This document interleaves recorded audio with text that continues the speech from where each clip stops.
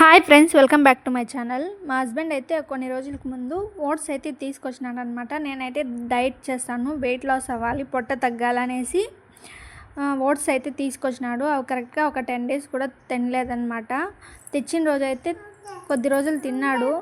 So ఇంకా తర్వాత అవి తిని బోర్ కొట్టేసింది అనేసి, టేస్ట్ బాగాలేదు, చప్పగా ఉన్నాయి అనేసి తినలేదన్నమాట. ఇంకా అవి అట్లే పెడితే వేస్ట్ అయిపోతాయి. ఇంకా అసలే ఓట్స్ కొంచెం కాస్ట్లీ.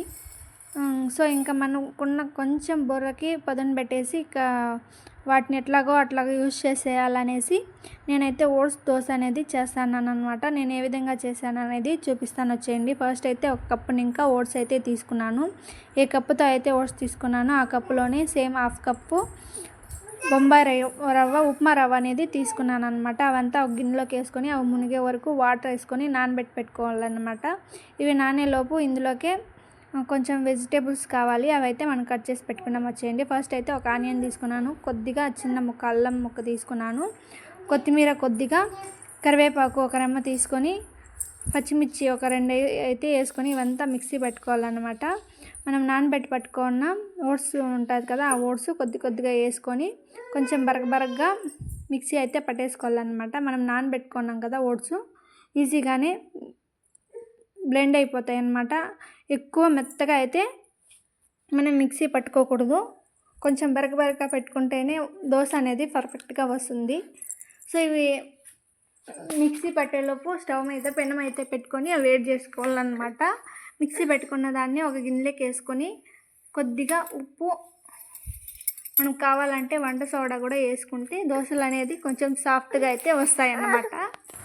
సో ఇంకా మిక్సీ పెట్టిన దాన్ని అయితే ఒక గిన్నెలోకి వేసుకొని దాంతోకి టేస్ట్కి సరిపడా సాల్ట్ అయితే వేసుకోవాలన్నమాట. కొద్దిగా వంట సోడా కూడా వేసుకుంటే దోశలు అనేది కొంచెం సాఫ్ట్గా వస్తాయి. నేనైతే సోడా ఏం వేయలేదన్నమాట. కొద్దిగా వాటర్ వేసుకొని అంతా మిక్స్ చేసేసుకున్నాను. ఇంకా ఆలోపే స్టవ్ మీద పెనం పెట్టుకొని అది వేడైపోయిందనమాట.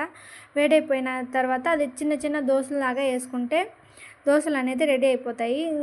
దీని మీదే కొద్దిగా ఆయిల్ వేసుకుంటే కూడా టేస్ట్ ఇంకా బాగుంటుందన్నమాట. నేను ఆయిల్ ఏం వేయలేదు. సో ఇంకా మా పిల్లలకి చిన్న దోశలు అయితే వేసి ఇచ్చేసాను, కొంచెం మందగానే వేసి ఇచ్చాను అనమాట. ఇంకా మనం కావాలంటే క్రిస్పీగా కూడా చేసుకోవచ్చు. టేస్ట్ విషయానికి వస్తే, ఈ దోశల విషయానికి వస్తే చాలా బాగున్నాయి అన్నమాట. టేస్ట్ అయితే మా పిల్లలు, మా హస్బెండ్ చాలా ఇష్టంగా తినేశారు. ఓట్స్ వేస్ట్ అయిపోతాయేమో అనుకున్నాను, కానీ ఏదో విధంగా ఖాళీ చేసేసాను అన్నమాట. దీని కాంబినేషన్గా నేను శనగగింజల చట్నీ అయితే చేసింది. ఈ రెండింటి కాంబినేషను సూపర్గా ఉండింది. మీరైతే ఫస్ట్ టైం నా ఛానల్ చూస్తున్నట్లయితే సబ్స్క్రైబ్ చేసుకోవచ్చు కదా, వెళ్తూ ఒక లైక్ చేయండి. అంతే, ఓకే, బాయ్.